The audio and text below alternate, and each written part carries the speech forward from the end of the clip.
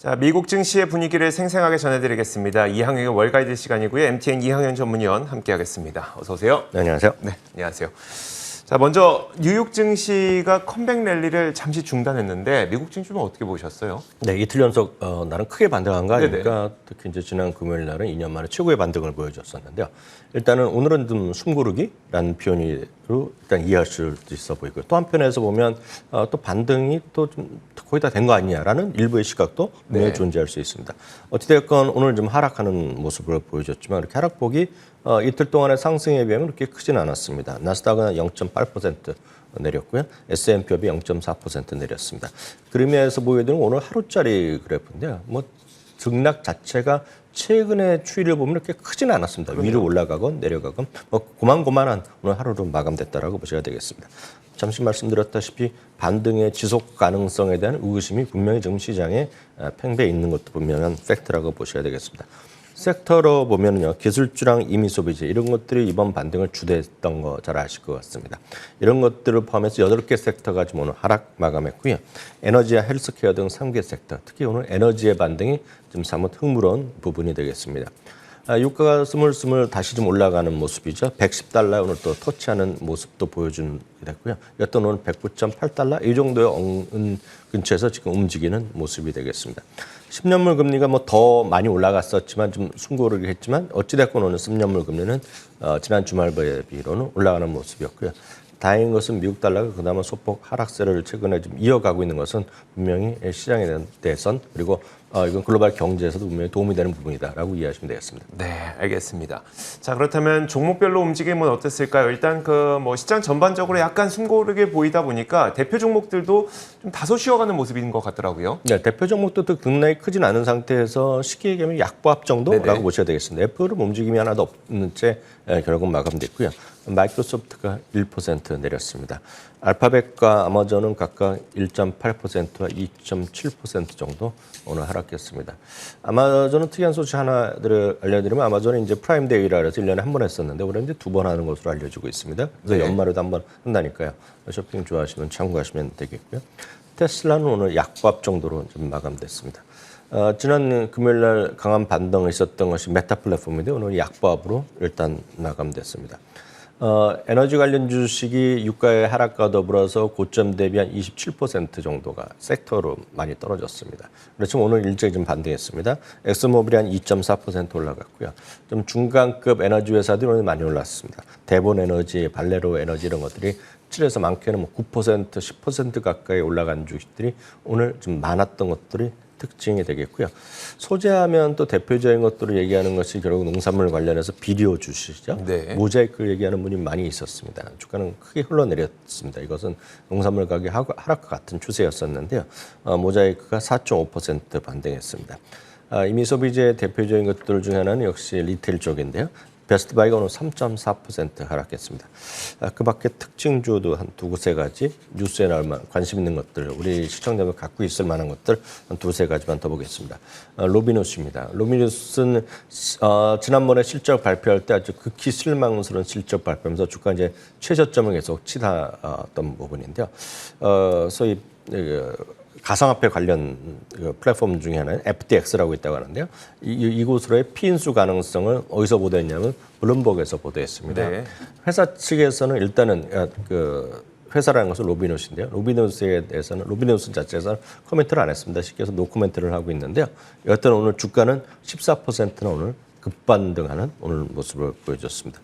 반면에 코인베이스는 10%나 떨어졌습니다. 코인베이스는 직원 숫자 전체적으로 한 5,000명 넘는데 이번에 1,700명인가요? 1,600명을 줄였잖아요. 18%를 줄였고 네. 엄청나게 이제 감축하는 걸 발표하면서 좀 어려움을 반영했습니다. 그리고 코인베이스 지난주에 한번 떨어질 때 보면 경쟁사에서 수수료를 이제 엄청 싸게 하거나 네. 아니면 수수료도 우리나라 증권사, 미국의 증권사 하듯이 무료 수수료 이런 제재로 가는 거거든요.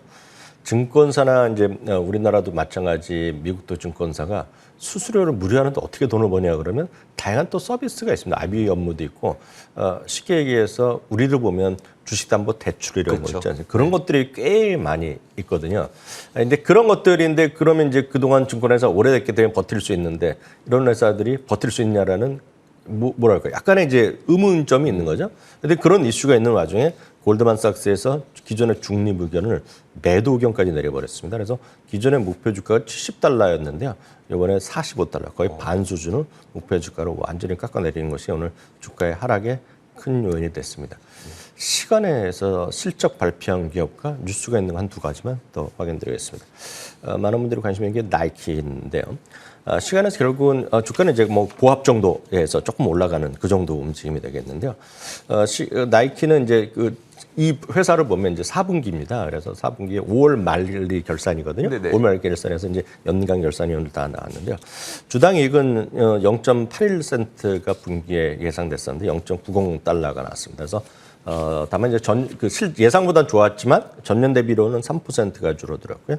매출은 이제 120억 달러 전망됐는데 122억 달러로 해서 조금 늘어났지만 역시 전년 대비로는 1%가 줄어들었습니다. 가장 큰 관심은 뭐 회사에서도 잠시 후에 얘기해드리겠지만 결국은 서플라이 체인 이슈가 분명 현재 존재하는 것이 되겠고요. 또 하나 존재하는 것은 역시 환율에 대한 이슈인데 그 얘기 잠깐 추가적으로 말씀드리겠습니다. 여하튼 마진율은 80bp가 줄어들었습니다. 그래서 마진율 내려간 것은 분명히 악재 인식하는 게 맞겠고요. 판매비, 관리비 이런 거 월급이 올라가고 환율에 대한 비용 이런 것들이 올라간 거라고 보셔야 되겠죠. 8%가 늘어났습니다. 지역별 매출까지 보겠습니다. 북미가 5% 줄어들었고요. 유럽, 중동, 아프리카가 9% 늘어났고 중국은 이제 문을 닫고 있었지 않았습니까? 상해가 이런 쪽에서 19%나 줄어든 반면에 아시아 퍼시픽 여기 이제 한국이 들어갑니다. 한국, 일본, 호주 이런 쪽이 들어가고요. 거기다 라틴 아메리카를 특이하게 이 나이키는 같이 묶어서 예전부터 발표합니다. 여기는 이제 15%나 늘어나서 전 세계에서 보면 매출이 1% 마이너스인데요. 이 흥미롭습니다. 환율 요인을 이건 이제 여기 마이너스 1%인 건 환율에서 달러로 환산하는 거 되겠고요. 저도 오늘 이 실적 보고서를 보고 조금 약간 의아했던 게 저는 평소에는 이런 문구를 못 봤었거든요. 근데 네네. 이번에 보니까 커런시 뉴트럴이라는 단어가 굉장히 많이 나오면서 맞습니다. 네. 실제 매출과 커런시 뉴트럴 매출은 좀 다르게 나오더라고요. 이 부분을 좀 설명해 주시죠. 분명히 약재죠. 환율 요인을 제외하고 순수하게 매출이 이제 3%가 늘어났는데 네네. 환율까지 고려하니까 달러 강세 때문에 마이너스 났다는 거거든요. 딱 얼추 보면 이 정도가 마이너스 4%포인트 정도가 마이너스를 봤다는 거죠. 딱 계산이 그렇게 떨어지지 않지만 네네. 그렇다는 것인데요. 이건 두 가지 측면이 있겠죠. 지금 현재도 계속 달러 강세가 진행되면 현재 진행되고 있는 거 이제 5월을 끝났지만 6, 7, 8입니다. 그들의 입장에서는 6, 7, 8 그들의 입장에서 보면 2023년 1분기 실적도 환율에 대한 마이너스 요인이 분명히 있을 거라고 보셔야 되겠고요. 네. 반면에 이번 올해 안에 그러니까 이들의 입장에서는 내년 5월까지 해서 환율이 다시 달러 강세전이 낮아지면 해소되면 이건 분명히 그만큼 다시 또 돌아오는 수준이니까 긍정적인 요인으로 일단은 보셔도 되겠습니다. 여튼 시간에서 주가는 조금 반등하는 부분이 되겠고요. 시간이 되기 때문에 그 시간에서 중에 우리가 분류하는 주식 두 개만 더 보겠습니다. 네. 지난주 혹시 많은 분들이 관심 없으시지만 미국에서는 이제 금융거래에서는 가장 큰 관심은 스트레스 테스트입니다. 그래서 스트레스 테스트 어찌됐건 다 통과했습니다. 그리고 뭐 주가의 하락이나 이런 건 어느 정도 견딜 수 있다는 건 발표했는데 그러다 보니 이제 잇따라서 오늘 장 마감 후부터 일단 배당 인상을 다시 발표하기 시작했습니다. 이런 걸 보면 이제 눈치 보고 못하고 있다가 됐다고 하니까 하는 거거든요. 그렇죠. 뱅크 오브 아메리카가 5% 배당 인상을 발표했고요. 시간에서 뭐 소폭 반등하고 있습니다. 모건 스탠리는 11%나 배당을 인상했습니다. 그러면서 시간에서 지금 거의 한 3% 가까이 지금 올라가는 그런 모습을 보이고 있다는 것도 참고하시면 좋겠습니다. 알겠습니다. 자, 스트레스 테스트가 끝났기 때문에 이 기업들뿐만 아니라 수많은 기업들 이제 금융기관들이 계속해서 뭐 자사주 매입이라든지 아니면 네네. 배당이라든지 그런 자신들의 금융 계획, 이제 플랜이라고 얘기하는데요. 금융 계획들을 앞으로 계속 발표를 할 것 같습니다. 자, 그렇다면 이제 사실 오늘 좀 쉬어가다 보니까 이거 여기서 꺾이는 거 아니야? 두려움이 또 나오거든요. 그러니까 월가의 시각은 어떨까요? 네, 시티그룹은 마치 오늘 S&P 500에 대한 목표 지수를 훅 내려버렸습니다. 가장 큰 요인은 이익 전망의 하향이 불가피하다는 그런 시각인데요. 크게 봐서는 베이스 가격은 4,200을 제시했습니다. 가능성은 전체적으로 보면 이제 55%까지 내려간다 볼 수 있겠고요. 소프트 랜딩의 가능성이 소프트 랜딩이 성공하면 4,700포인트까지 갈 수 있다. 가능성은 40%. 그리고 실제로 마일드 리세션이 오면 가능성은나 심각한 리세션이 오면 3,150포인트까지 떨어질 수 있다고 얘기하면서 결론을 보면 4,200을 제시했다는 거 참고하시면 되겠고요. 모건 스탠리는 현재 반등 자체에 대해서는 신뢰성이 없다라고 이제 계속 얘기하고 있습니다. 그래서 현재 반등은 그렇게 이어지지 못할 거라는 얘기를 하고 있고요. 이번에 베어마켓 랠리가 기껏해 추가적으로 올라봤자 5에서 7% 정도 네. 올라갈 수 있다는 얘기하고 있습니다. 그러면서 더욱 무서운 말은 이번에 저점은 지난번에 기록한 저점 더 떨어질 거다. 얘기하면서 저점이 더 낮아질 거라는 얘기하고 있고요. 이들은 이제 기본이 3,400에서 3,500까지 떨어지는 것이고요. 최악의 경우는 3,000포인트입니다. 그럼 이제 그다음 많은 분이 이제 또 질문하실 수 있는 것이 이런 거죠. 과거엔 어땠냐는 건데요. 이게 미국은 통계가 진짜 별의별 통계가 다 있습니다. 그래서 베어마켓 당시에 반등 랠리가 어느 정도 있고 기간이 어떠냐는 거죠. 평균적으로 보면 미디안 값으로 보면 8에서 9% 정도 납니다. 8에서 9%가 1929년 이후에 그런 베어마켓에서의 랠리의 상승 요인이거든요. 근데 지난 주말까지 얼마 올라냐면 7.7%가 바닥에서 올라갔기 때문에 뭐 얼추 다 왔다란 시각이 일단은 평균을 주장하는 사람이 되겠고요. 많이 봤을 때는 그 가능성을 보면 한 15% 정도까지 얘기할 수 있거든요. 그러니까 여기서 나오는 거가 5에서 7% 추가하는 거가 많은 분들이 뜨하실 겁니다. 이거 도대체 무슨 개념을 하냐면은 항상 통계 기반을 하고 있다. 이게 미국 주식과 한국 주식의 가장 큰 차이입니다. 한국 주식은 뇌피셜을 상당히 많을 수밖에 없어요. 왜냐하면 과거 통계가 신뢰성도 약간 떨어지고 수치가 이렇게 풍족하게 있지 않은데 그렇죠. 미국 이런 게 다 있기 때문에 이런 애널리스트나 증권사에서 얘기하는 것이 그냥 많은 사람들이 얘기하는 거가 뇌피셜만은 아니다라는 것도 꼭 염두에 두셨으면 좋겠습니다. 자, 물론 이제 시티에서 이 목표치를 삼고 있는 4,200까지 가면 좋겠지만 정말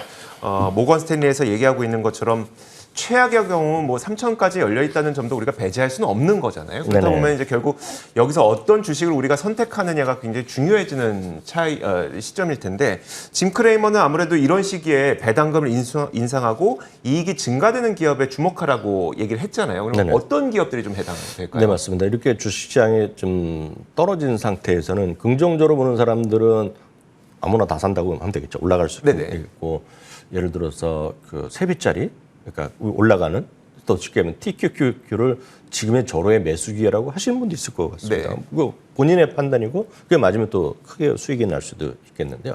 전체적인 시각은 두 가지 정도로 몰립니다. 좀 안정된 흐름 보이면서 약간 보수적으로 보자 이런 관점에서 보면 어려운 시기에도 좀 배당도 좀 꾸준히 주면서 주가 하락을 좀 보상할 수 있는 것들이죠.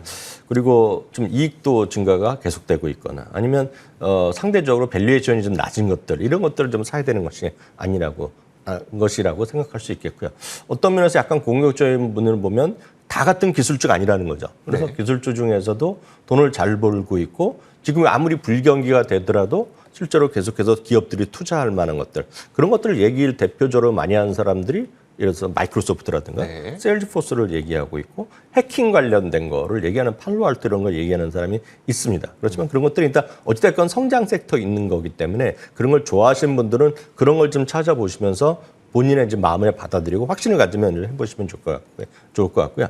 짐 크레이머는 지금은 시장을 전형적으로는 베어마켓 랠리라고 보고 있고요. 그러니까 큰 기대를 해서는 안 된다는 시각을 지금 여전히 갖고 있습니다. 그런 관점에서 아까 말씀드렸던 그런 기준을 보았을 때 오늘도 이제 마침 반등한 대본 에너지라든가 원워크 이런 것도 에너지가 되겠고요. 버라이즌이라든가 그 뉴엘 브랜즈, IBM, 시스코 그리고 어드밴스 오토파츠, NRG 에너지 같은 것들을 좀 다양한 섹터에서 선정을 하고 있습니다. 이 중에서 한두 개만 보면 뉴엘 브랜즈라는 거죠. 뉴엘 브랜즈는 이제 많은 분들은 저게 잘 모른다라고 하실 수 있겠지만 오히려 제가 봤을 때는 대부분의 이제 남성분, 여성분 다 아는 브랜드고요. 그래요? 여행 캠핑 이런 거 보시면 콜맨 브랜드 있지 않습니까? 그게 있겠고요. 여러분들이 어디가나 직장에 가서 보면 건물에서 저희 방송 있는 건물도 청소 용품 보면 러버메이드를 다 갖고 다니십니다. 청소하시는 분들 딱 그것들 그리고 미스터 커피 그리고 예전에 만년필 쓰시는 분은 파카 그 브랜드 있지 않습니까? 그걸 갖고 있는 회사입니다. 이런 회사가 좀 망하기 쉽지 않거든요. 안정된 브랜드가 있기 때문에. 그런 것들을 좀 보라고 하는데 마침 이 회사가 배당도 5% 정도 주고 있고요. 이 주당 이익 증가율이 올해다 9.8% 정도 나온다라는 얘기를 하고 있다는 것도 참고하시면 되겠고요. 어드밴스 오토파츠는 이제 자동차 부품입니다. 그래서 여러분들 포뮬라 1 이런 거 좋아하시는 보면 항상 보면 대표적인 거기 선수들이나 후원사에 보면 웬만하면 어드밴스 오토파츠가 다 들어있습니다. 그런 회사라 아마 이런 걸 좋아하시는 분은 아실 것 같은데요. 이런 기업들도 망하기가 쉽지 않거든요. 그렇죠. 이런 것들도 배당 수익률이 3.6%, 3.6%면 10년물 금리가 위라는 거고 주당 이익 증가율이 2%가 나오거든요. 그러니까 네. 이런 것들을 좀 찾아볼 필요, 노력을 하셨으면 좋을 것 같습니다. 네, 알겠습니다. 자, 이렇게 지난밤 사이 미국 시장에서 어떤 일들이 있었는지 살펴봤습니다. 이항영의 월가이드 시간이었고요. MTN 이항영 전문위원과 함께 이야기 나눠봤습니다. 고맙습니다.